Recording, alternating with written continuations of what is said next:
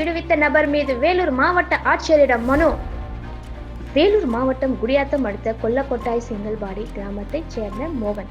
தகப்பனார் பெயர் குள்ளப்பா கவுண்டர். அவருக்கு 3 பிள்ளைகள் உள்ளனர். அவருடைய 2 ஏக்கர் நிலம் உள்ளது. 3 பிள்ளைகளுக்கும் 75 சென்ட் நிலம் பாகம் பிரித்து கொடுத்துள்ளனர். மேலும் என்னுடைய அண்ணன் விஜயன் என்பவர் உயிரோடு இருந்தபோது கூலி ஆவணம் மூலம் ஆழ்துளை கிணற்றில் மின் இணைப்பினை அவர் பெயரில் மாற்றிக்கொண்டுள்ளார்.